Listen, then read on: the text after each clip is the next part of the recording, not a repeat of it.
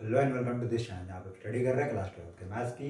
और इस सीरीज के लास्ट वीडियो में हमने properties of inverse trigonometric functions complete किया था। ठीक है, तो अभी तक हम लोगों ने जो जो प्रॉपर्टीज़ होती है इनवर्स ट्रिग्नोमेट्रिक फंक्शंस की उन सबको डिस्कस कर लिया है। मतलब ओवरऑल बेसिकली जितनी थ्योरी रिक्वायर्ड है हमें इनवर्स ट्रिग्नोमेट्रिक फंक्शंस के लिए वो सारा का सारा हमने कवर कर लिया है। ओके, तो आज हम उस पर कुछ बेसिक क्वेश्चन से स्टार्ट करेंगे। तो आगे आने वाले कमिंग एक दो वीडियो में हम बाकी के सारे हर वैरायटी के क्वेश्चंस को कवर कर लेंगे इसमें। ठीक है, तो आज हम कुछ पर्टिकुलर क्वेश्चंस लेके आए हैं। बिल्कुल बेसिक क्वेश्चन है जो हमें इनवर्स ट्रिग्नोमेट्रिक फंक्शंस को किस तरीके से अप्लाई करना है वो हमें समझने में मदद करेगा। ओके, तो चलिए स्टार्ट करते हैं अपने क्वेश्चंस को। पहला क्वेश्चन क्या है हमारा कि find the principal value of this. ये तीन टर्म्स दिए हुए हैं, हमें इनकी प्रिंसिपल वैल्यू फाइंड करनी है। हमने सबसे पहली चीज़ यही पढ़ी थी कि किसी ट्रिग्नोमेट्रिक फंक्शन का इन्वर्स एग्जिस्ट कराने के लिए क्या करना पड़ता है, हमें उसके लिए प्रिंसिपल रेंज सेट करनी पड़ती है। ठीक है, तो उस प्रिंसिपल रेंज के बेसिस पे हम बोलते हैं कि यही हमारी क्या होगी, तो हमारा ये ट्रिग्नोमेट्रिक फंक्शन क्या हो जाएगा, इसका इन्वर्स एग्जिस्ट कर जाएगा। तो हमें उसी प्रिंसिपल वैल्यू की रिक्वायरमेंट है यहाँ पे। तो प्रिंसिपल वैल्यू फाइंड करने के लिए हम यूज़ करेंगे अपने कौन सी प्रॉपर्टीज़ का, तो हम यूज़ करेंगे अपनी प्रॉपर्टीज़ का जो पहली दूसरी और तीसरी प्रॉपर्टीज जनरली हमने यूज किया था, फाइंड किया, डिराइव किया था, उनका यूज करेंगे। ओके, चलिए स्टार्ट करते हैं। तो पहला क्वेश्चन है हमारा साइन इनवर्स -1/2। क्वेश्चन नंबर 1 का फर्स्ट पार्ट हम बात कर रहे हैं कि साइन इनवर्स -1/2 का प्रिंसिपल वैल्यू क्या होगी। हमें प्रिंसिपल वैल्यू फाइंड करनी है। मतलब बेसिकली हमें लुक अपॉन ये करना है कि साइन की वैल्यू -1/2 कब होती है प्रिंसिपल रेंज पे। तो हमें बहुत आसानी से पता है कि साइन इनवर्स की वैल्यू -1/2 -30 डिग्री पे हो जाएगी, मतलब -π/6 पे हो जाएगी। तो हम यहाँ से डायरेक्ट अपने आंसर को क्या लिख सकते हैं, -π/6 लिख सकते हैं। ये तो ये प्रोसेस है। अदरवाइज हम ऐसा भी कर सकते हैं, हमने प्रॉपर्टी देखी थी कि sine inverse of -x is equal to होता है माइनस ऑफ, अगर मैं चाहूँ तो इसे ऐसा भी सॉल्व कर सकता हूँ, माइनस ऑफ साइन इनवर्स 1/2 लिख सकता हूँ। कौन सी प्रॉपर्टी, तो sine inverse -x is equal to minus of sine inverse x होता है। So minus of sine inverse 1/2 और साइन की वैल्यू 1/2 30 डिग्री की होती है, तो ये भी इनडायरेक्टली हमें किसकी वैल्यू दे देगा, π/6। तो हमें जब प्रिंसिपल रेंज फाइंड करनी रहेगी तो हम इस तरीके से फाइंड करेंगे। चलिए दूसरे क्वेश्चन को भी हम सॉल्व कर लेते हैं। सेकंड क्वेश्चन क्या है हमारा, जो second part is cos inverse -1/2 और इसका फॉर्मूला हमने क्या देखा था कि ये हो जाएगा हमारा pi minus cos inverse x और x की जगह पे क्या है मेरा 1/2।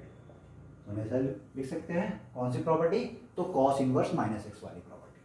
अगर हम यहाँ पे अप्लाई कर देते हैं तो ये क्या दिखता है हमें, पाई माइनस और cos की वैल्यू 1/2 होती है कितने पे, तो 60 डिग्री पे।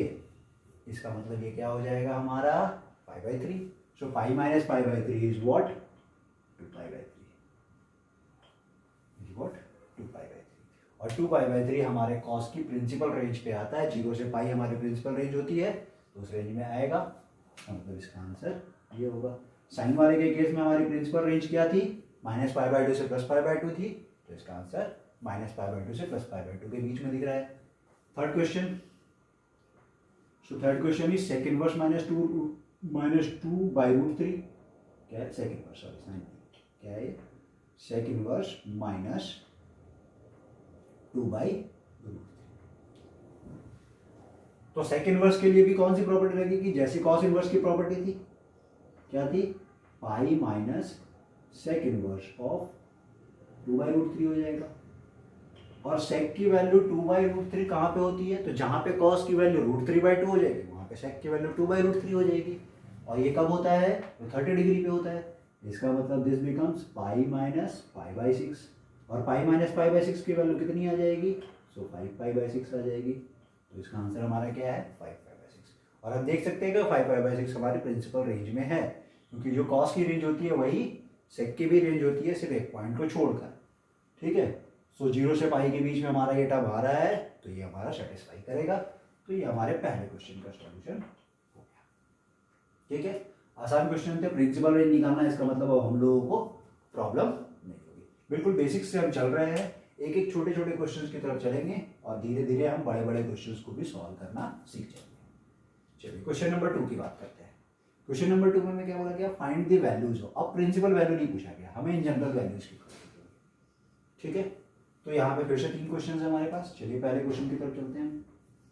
क्वेश्चन नंबर 2 का फर्स्ट क्या, find the value of tan inverse 2 cos into 2 sorry not into cos of 2 sin inverse 1/2। तो जो फाइंड करना है उसे पहले लिख लेते हैं, tan inverse of 2 cos of 2 sin inverse 1/2। ठीक है, तो सिंपल सी बात है, हमें क्या करनी है, हमें जो जो टर्म्स की यहाँ पे वैल्यू दिख रही है हम उसे पुटअप करते चलेंगे, एक एक स्टेप सॉल्व करते चलेंगे, हमें रिजल्ट मिल जाएगा। मतलब सिर्फ प्रिंसिपल रेंज का यूटिलाइजेशन करके हमें इसे सॉल्व करते जाना है। तो पहले स्टेप में हम बोल सकते हैं कि साइन इनवर्स 1/2 की वैल्यू होती है, साइन की वैल्यू 1/2 कब होती है, तो 30 डिग्री पे, मतलब π/6। तो पहला स्टेप तो हमारा ये आ जाएगा कि tan inverse as it is रह गया, 2 cos एज इट इज रख लिया हमने, और 2 और साइन इनवर्स 1/2 की जगह पे हम पुट अप कर देते हैं π/6। सो दिस एंगल बिकम्स 2 π/6/3 मतलब π/3। तो ये कितना हो जाएगा हमारा 60 डिग्री। कितनी हो जाएगी वैल्यू, ये 60 डिग्री हो जाएगी ना। अगर ये 60 डिग्री हो गई है एंगल, तो cos 60 की वैल्यू कितनी होती है, तो cos 60 की वैल्यू 1/2 होती है। इसका मतलब this term can also be written as tan inverse 2 into 1/2। कैसे आया, तो ये π/3 हो चुका है और cos π/3 की वैल्यू कितनी होती है, 1/2 होती है। तो अपने यहाँ पे 1/2 लिया ना। फिर से ये 2 और 2 कैंसिल हो गया, तो ये क्या बच गया हमारे लिए, tan इनवर्स ऑफ 1, और tan इनवर्स ऑफ 1 की वैल्यू π/4, क्योंकि tan की वैल्यू 1 कब होती है, 45 डिग्री पे होती है, और 45 डिग्री इज π/4। तो ये हमारा इस क्वेश्चन का सॉल्यूशन हो गया। मतलब सिंपली हमने क्या किया है, हमने एक ही काम किया है कि जो चीज़ें हमें दी हुई है हम उसकी वैल्यूज़ को करस्पॉन्डिंगली यूटिलाइज करते चलते हैं। ठीक है, सेकंड क्वेश्चन पे आते हैं, और यहाँ से थोड़ी सी अच्छी चीज़ ये समझ में आएगी हमें कि 2 tan inverse 1/2 plus tan inverse 1/7 की वैल्यू फाइंड करनी है। 2 tan inverse 1/2 plus tan inverse 1/7 की वैल्यू फाइंड करनी है। अब हम देख सकते हैं कि यहाँ पे ऐसा एक भी नहीं है, tan की वैल्यू 1/2 किस एंगल पे होती है हमें नहीं पता, tan की वैल्यू 1/7 किस एंगल पे होती है हमें नहीं पता। इसका मतलब हम यहाँ पे इसके डायरेक्ट प्रिंसिपल रेंज तो लिख ही नहीं सकते, तो हम इसे कैसे सॉल्व करें। ठीक है, तो यहाँ से स्टार्ट होता है हमारी प्रॉपर्टीज़ का यूटिलाइजेशन सही तरीके से। तो क्या देख रहे हैं हम कि एक टर्म हमारी tan इनवर्स 1/7 है और ये 2 tan इनवर्स 1/2 है। अगर ये 2 नहीं होता तो हम इस पर tan inverse x plus tan inverse y का फॉर्मूला लगा सकते थे।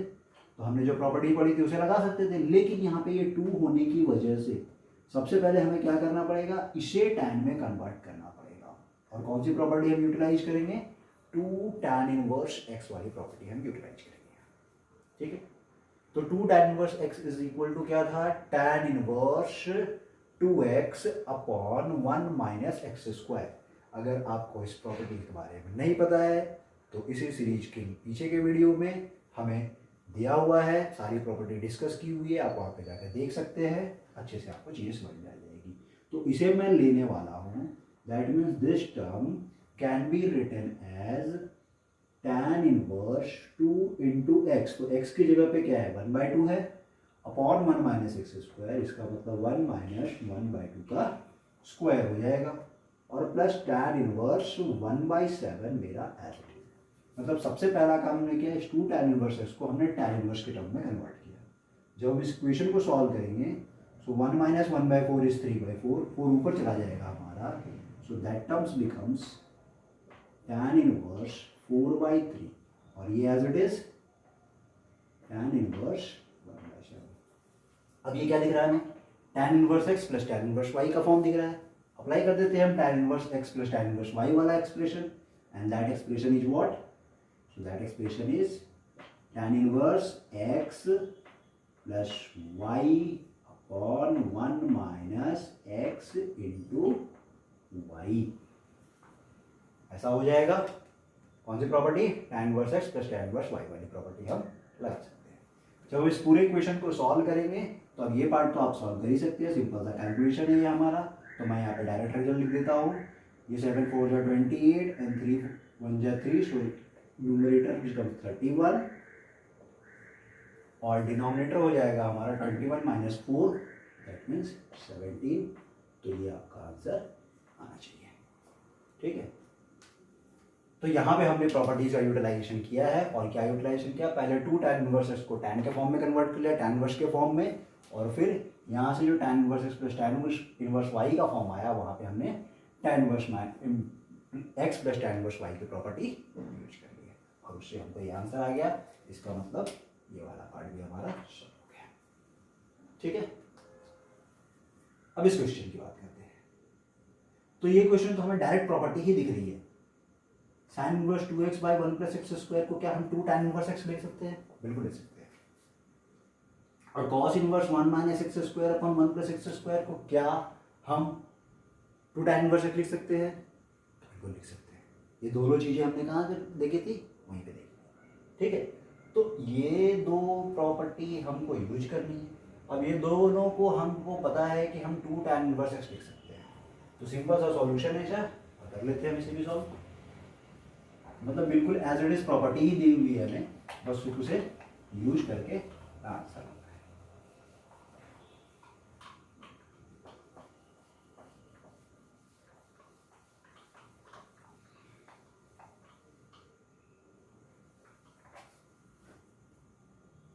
ठीक है, या इस क्वेश्चन को हम थोड़ा चेंज कर देते हैं। यहाँ पे x की जगह पे y ले लेते हैं, ठीक है, जस्ट फॉर द चेंज। यहाँ पे वाई स्क्वायर और यहाँ पे वाई स्क्वायर। तो इस टर्म को मैं 2 tan इनवर्स x ले सकता हूँ और इस टर्म को मैं 2 tan इनवर्स y ले सकता हूँ। सो थर्ड क्वेश्चन, और थर्ड क्वेश्चन दिया हुआ है हमें कि tan inverse 1/2 sine inverse 2x by 1 plus x square plus cos inverse 1 minus y square by 1 plus y square.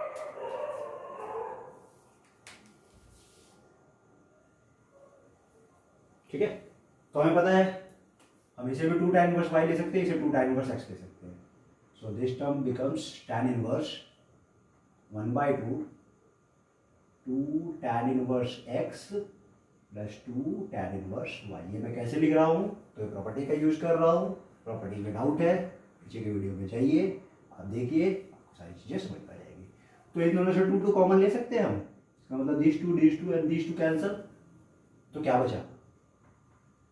तो ये हमारे पास, सॉरी यहाँ पे tan इनवर्स नहीं है, ये tan है, ये tan है। तो ये क्या बच गया हमारे पास? So this becomes tan inverse x plus tan inverse y। और tan inverse x plus tan inverse y को हम अपनी फिर से प्रॉपर्टी यूज कर सकते हैं। इसका मतलब this becomes tan of tan inverse x plus y upon 1 minus x y. और tan इनवर्स tan x क्या हो जाएगा हमारा? x हो जाता है। So my answer is x plus y upon 1 minus x y. ठीक है, सो इस पार्ट का सॉल्यूशन क्या है हमारा? x plus y upon 1 minus x y. मतलब हम सिर्फ क्या कर रहे हैं? सिर्फ प्रॉपर्टी को यूटिलाइज कर रहे हैं और कुछ नहीं करना है हमें। क्वेश्चन नंबर 3 क्या बोलता है हमें? If sine of this is equal to 1 then find the value of x। बहुत सिंपल सा क्वेश्चन है, लॉजिकली सॉल्व करेंगे, कोई हमें कैलकुलेशन करने की जरूरत नहीं है। एमसीक्यूज में हमको कभी भी पूछे जा सकते हैं कि sine of this part is equal to 1 है, तो साइन कितने डिग्री पे 1 होता है? π/2 पे। मतलब this part is equal to क्या होना चाहिए? π/2 होनी चाहिए। तो क्वेश्चन नंबर 3 की बात करेंगे तो एक चीज समझ में आ गई हमें कि sine inverse 1/5 plus cos inverse x is equal to π/2 होना चाहिए। कैसे लिया मैंने? कि ये साइन की वैल्यू 90 डिग्री पे 1 होती है, इसका मतलब ये वैल्यू 90 डिग्री होनी चाहिए। ठीक है, और हमने एक प्रॉपर्टी पढ़ी थी कि sine inverse x plus cos inverse x is equal to π/2 होता है। इसका मतलब sine inverse x plus cos inverse x equal to π/2 है। तो इसका मतलब इस x को भी क्या होना पड़ेगा, 1/5 होना पड़ेगा, तभी ये π/2 आ सकता है, नहीं तो नहीं आ सकता है।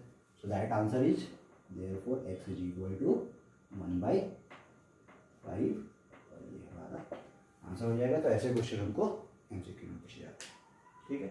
तो बिल्कुल बेसिक क्वेश्चन आज हमने लिए हैं जो प्रॉपर्टीज़ को यूटिलाइज करके हम सॉल्व करते हैं। आगे आने वाले वीडियोज में हम कुछ अलग अलग क्वेश्चंस भी देंगे, कुछ प्रूफ वाले क्वेश्चंस भी देखेंगे जो हमें बोर्ड में पूछे गए हैं। ये सारे क्वेश्चंस कहाँ के थे, तो NCERT से उठाया हुआ क्वेश्चन है, बिल्कुल बेसिक लेवल का। ऐसा बोला जाता है कि अगर हमने NCERT को बहुत अच्छा तरीके से सॉल्व कर लिया है तो हम फिर किसी भी बुक को और किसी भी क्वेश्चन को अच्छे तरीके से सॉल्व कर सकते हैं, ठीक है। सो होपफुली आपको आज का वीडियो पसंद आया होगा। अगर वीडियो पसंद आया है तो वीडियो को लाइक कीजिए, चैनल को सब्सक्राइब कीजिए और अपने दोस्तों को भी शेयर कीजिए। Thank you.